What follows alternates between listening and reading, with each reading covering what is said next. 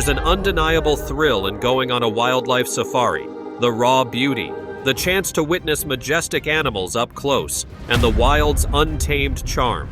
But sometimes, that wild unpredictability turns deadly. From sudden animal attacks to tragic freak accidents, some safaris have ended in sheer horror. These chilling real-life incidents remind us that nature doesn't follow our rules. Here are 5 of the most disturbing safari tragedies that might make you rethink your next wild adventure. It's the only explanation. That old game machine must have electrocuted all of us, and now we're all... Number 7. Rogue elephant flips safari truck. A safari through South Africa's Pilanesberg National Park turned from tranquil to terrifying in seconds. What started as a scenic ride became a real-life survival story when a massive bull elephant attacked a truck full of tourists. This wasn't a bluff. This was rage. A 22-seater safari vehicle, loaded with people, became the target of a full-force charge. No warning, no hesitation. The elephant stormed in, tusks forward, and rammed the truck with unstoppable power. But it didn't stop there. With terrifying strength, the elephant used its trunk to lift the vehicle into the air. Not once, twice. The truck slammed down with a crash. Inside, tourists screamed, ducked between seats, and braced for what felt like the end. The video footage captured it all. No slow buildup, just raw chaos. The driver did what he was trained to do. He slammed his hand against the door, revved the engine, and shouted, hoping to drive the elephant off. It didn't work. This wasn't about scaring humans. It was about dominance. The bull was in must, a state where testosterone surges and calm turns to uncontrollable aggression. From another safari vehicle, a tourist caught the whole thing on video. You see the size of the elephant, muscles flexing with every move. It towers over the truck, relentless. Inside, passengers pressed low, wide-eyed, breathless, waiting for the attack to stop. Wildlife experts rushed to weigh in. Ron McGill from Zoo Miami confirmed it. The guide's reaction was exactly what protocol demands. You don't run. You don't retreat. You make noise, stand your ground, and hope the bull backs off. But sometimes, even that's not enough. This wasn't a scare. It was almost a tragedy. People watching from nearby were sure they'd just witnessed something fatal. "We thought they might die," one bystander admitted, voice shaken. The emotional fallout was immediate. One family is now undergoing trauma counseling after the terrifying event. Manqui Game Trackers, the company operating the tour, confirmed the psychological impact and pledged full support to those involved. Pilanesberg National Park has launched a full-scale internal investigation to figure out what triggered the bull and how it got this far. There's no sugarcoating it. This wasn't an animal encounter, it was a violent showdown. A reminder that the wild doesn't play by our rules, and sometimes the line between adventure and disaster is thinner than anyone expects. And the footage? It's something you have to see to believe. Number 6. The ultimate sacrifice.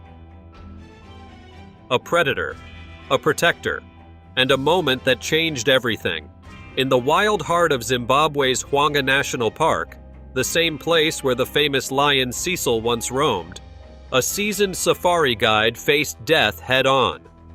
Quinn Swales wasn't just leading a tour that morning, he was leading with purpose. At 40, he was a trusted expert, deeply connected to the land and responsible for every life walking behind him. That day began like so many others, a walking safari through golden grass, tourists quietly trailing behind him, eager to capture Africa's untamed beauty up close. The air was still. The sun had just begun to rise. Everything felt calm. Then came chaos. Without warning, a massive male lion emerged. Wild, unpredictable, furious. It charged, fast, focused, and ready to kill. In that split second, Quinn made a choice. He didn't run. He didn't hesitate. He stepped directly into danger. He became a human shield. Every instinct, every piece of training kicked in as he did everything he could to draw the lion's fury away from his group. He shouted, moved, made himself a target. anything to keep them safe. And it worked. The tourists survived, untouched, because Quinn didn't just act like a guide, he acted like a guardian. But the lion was too powerful. The attack was swift and brutal. In front of the very people he swore to protect, Quinn Swales was mauled to death. He paid the ultimate price to ensure they walked away alive.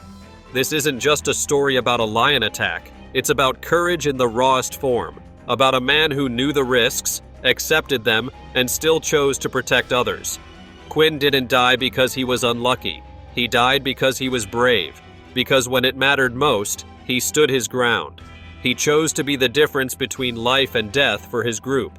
In a world where real heroes are rare, Quinn Swales proved what true bravery looks like, not with words, but with action. His final moments weren't about fear, they were about sacrifice. Number 5. Attacked by a hippo. Kristen Yaldor looked down. Her leg was torn open, mangled, and pouring blood into the Zambezi River. She sat in a canoe, now dragged to the shore. The creature that had attacked her was gone, lurking somewhere in the water. She never even saw its face. It was December 1st, 2018, her 37th birthday. Just 10 minutes earlier, everything had been calm. Kristen, her husband Ryan, another tourist, and 2 guides had launched into the river for what was advertised as a beginner-friendly nature photography tour near Victoria Falls. The water was still. The air was quiet. The danger? Unseen. Then one of the guides gave a sudden command, paddle left. No explanation, no time, and then it hit. From below, something massive erupted through the surface. The canoe jolted like it had been struck by an underwater bomb. Kristen flew through the air. The boat flipped. She hit the water hard, gasping, disoriented. She surfaced just in time to see Ryan swimming toward the shore. She turned and swam too. Safety was close, 5 strokes away. Then something locked onto her leg like a wrecking ball. She was yanked under. Still no pain, just adrenaline and instinct. The water churned violently as whatever had her thrashed her side to side. She tried to stay calm, just like she'd done before while diving with sharks. Don't panic. Hold your breath. Think. Her fingers found the creature's skin. Thick, rough, ancient. She tried to pry it off. For a brief second, the grip loosened. She surfaced, gasping, alive, but her leg was shattered. She dragged herself to the bank. Every movement sent blinding pain through her body. Blood spread fast. The wound was catastrophic. A guide tied a tourniquet around what was left of her leg. Ryan, in shock, tried to call for help. On the other side of the river, tourists had stopped watching the wildlife. Now they were watching her. Kristen took Ryan's phone and called her mom. It was 2 a.m. in Florida. Her mom answered sleepily. "Do you want me to sing happy birthday?" Kristen whispered back. "No, Mom. I got attacked by a hippo." For anyone who's never seen one up close, a hippo's bite is worse than any nightmare. Its jaw opens 150 degrees, filled with bone-crushing teeth. Its canines alone can snap a canoe in half. And that day, it nearly did. Kristen survived the attack, but the scars, both visible and invisible, never left. The Zambezi gave her a birthday she'll never forget, and a reason to never trust calm waters again. Number 4. The Lion. The Legacy. He was more than just a lion. Cecil was a living legend. His black mane, his calm dominance, his role in a groundbreaking conservation project by Oxford University. He roamed with purpose, watched by researchers, admired by tourists, protected by boundaries that should have been untouchable.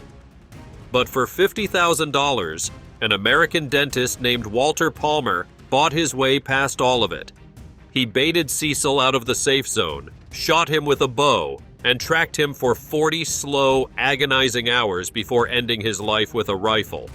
The killing unleashed global fury. Cecil's name trended, headlines screamed, and protests ignited. Among those devastated was Quinn Swales, a seasoned safari guide and wildlife photographer who had once chosen the raw beauty of the African wild over a life as a pilot. Quinn admired Cecil so deeply, he made the lion's image his Facebook cover. But fate doesn't care about symbols. In a chilling twist, Quinn died at the claws of another lion, a powerful male, driven by instinct, not malice. One moment, Quinn was leading a group through the terrain he knew better than anyone. Next, he was locked in a fatal confrontation, not as a guide, but as prey. The safari community was shattered. This wasn't just a man who worked with animals. This was someone who understood them, someone who made others feel safe where danger always lurked. He had guided people through the most unpredictable environments with calm authority. But that day, the wild chose differently. There was no panic, no screams, just one final act, Quinn shielding the people behind him. That moment, his last, wasn't about survival. It was about protection. It was instinct meeting bravery. In the world of wildlife, there's a silent agreement. Respect the distance, understand the risk. But excitement can blur caution. And sometimes, nature reminds us that the line between awe and tragedy is razor thin. One heartbeat, you're marveling at a lion's raw power. Next, you're witnessing it up close. No glass, no cage, just reality. Cecil's death exposed human greed. Quinn's death revealed human courage. Two lives from opposite sides of the wild, forever linked by fate, instinct, and the unrelenting truth that in nature, control is only ever an illusion. And once the wild decides, there's no stopping it. Only stories left behind, stories that echo through the tall grass long after the footsteps fade. Number 3. Rhino Attack in Bardia. A calm forest morning turned deadly in Bardia when a routine nature tour ended in tragedy. In the Shiva Community Forest of Madhuwan Municipality, 3 individuals, a local guide, a forest guard, and an American tourist, were exploring the wilderness. Around 8 a.m., the unexpected happened. They crossed paths with a rhino and its calf. What followed wasn't just an animal encounter. It was a fight for survival. The rhino, driven by its instinct to protect its young, charged. That's when 35-year-old Manmohan Chaudhary made a choice most wouldn't. A guide from Thakur Baba Municipality, Manmohan knew what that charge meant. He sprang into action, yelling, clapping, doing everything he could to divert the rhino's attention. He even started the vehicle to scare it away. And for a moment, it worked. The rhino hesitated, turned, and backed off. But it was already too late for Manmohan. He took the full force of the attack, not by accident, but by choice. His actions gave the others a chance to live. Manmohan died on the spot. Forest guard Kichu Tharu and the American tourist weren't spared. Both were injured and rushed to the municipal hospital in Thakurdwara. Tharu is recovering. The tourist's condition remains serious. According to locals, including eyewitness Parashuram Chaudhary, the presence of the calf triggered the attack. Rhinos are known to be especially aggressive when protecting their young, and in this case, the instinct to defend turned fatal. What Manmohan did wasn't a reflex. It was courage in its purest form. He saw the danger. He had seconds to act, and he made the kind of decision that defines a hero. He didn't run. He didn't hide. He stood between a wild animal and the people in his care. This incident isn't just about wildlife. It's about a man who understood the risks and faced them anyway. A man who gave his life so others could live. Manmohan's story is not one to scroll past or forget. It's a stark reminder of the real dangers guides face and the real bravery they show when things go wrong. Number 2. India's Silent War. Every single day in India, someone dies because of a wild animal attack. A tiger attacks, an elephant trampling. This isn't a rare tragedy, it's a deadly routine. And behind these numbers lies a crisis that's been building for years. India's forests and grasslands are vanishing, paved over by highways, split apart by railway tracks, cleared for factories, farms, and housing. As the country's population climbs past 1.3 billion, wild spaces are shrinking fast. The animals that once roamed freely are now cornered, forced into smaller patches of land with nowhere to go. When elephants wander into villages or tigers stray into human settlements, the results are often fatal for both sides. Between April 2014 and May 2017, government data shows 1,144 people's lives were taken by tigers and elephants. That's hundreds of families torn apart. In just 1 year, elephants alone were responsible for over 400 deaths. They weren't hunting humans. They were looking for food, chasing crops, trying to survive in a landscape that no longer belongs to them. Wildlife corridors, those critical pathways that connect forests, are disappearing. When animals can't move freely, they end up crossing roads, train tracks, and fields. They come face to face with humans, and conflict becomes inevitable.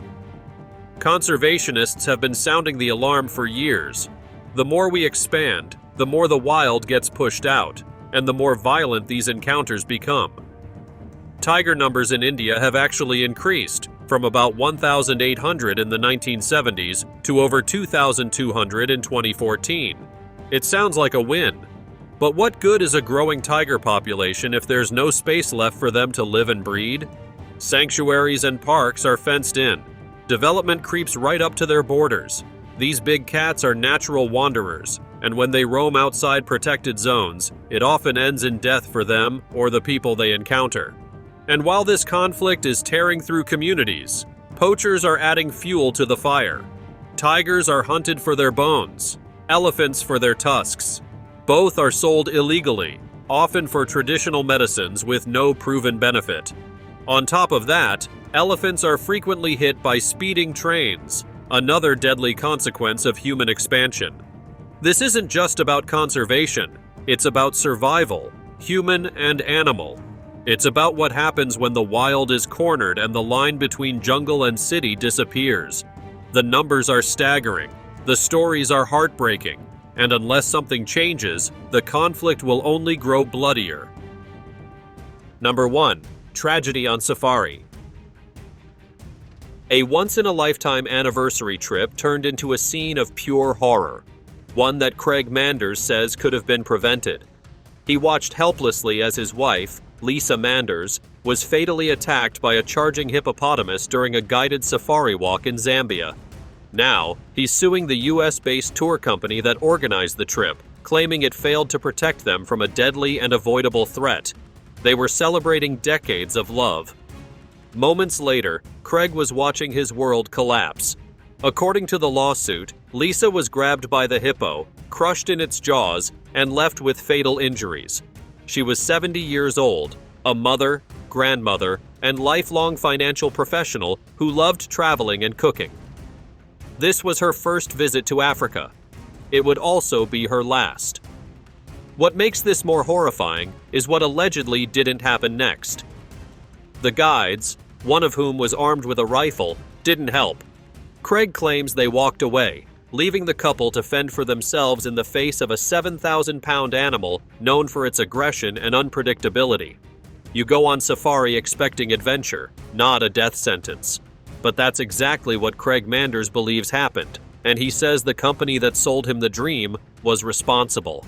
He has filed a lawsuit against African Portfolio, a Connecticut-based safari operator, accusing it of negligence, reckless endangerment, and misrepresenting the safety of the experience.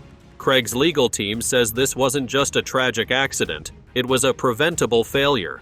The lawsuit alleges African Portfolio did not properly vet or supervise the guides, failed to provide a safe environment, and knowingly exposed the Manders to extreme danger. This wasn't just about one hippo, it's about a system that failed when it mattered most. The lawsuit calls out the company's role in coordinating the entire trip, arguing that it had a duty to ensure competent, trained professionals were in charge. Instead, Craig says they were left vulnerable in the wild, with fatal consequences. African Portfolio denies any wrongdoing. Their attorney claims they merely arranged accommodations and that the on-ground guides were provided by a third party, Chiawa Safaris. But the lawsuit argues that African Portfolio endorsed and stood by those guides and should be held accountable for what happened. Hippos kill hundreds every year. This wasn't rare. It was predictable. In fact, a year earlier, 7 people died in a similar attack in Malawi. The lawsuit also states Lisa suffered immense emotional terror before her death, and Craig continues to battle severe trauma after witnessing it all. He isn't speaking publicly, but his legal team says this lawsuit is about more than money. It's about holding the responsible parties accountable and making sure no other family suffers this kind of unimaginable loss again. Thanks for watching. See you in the next one.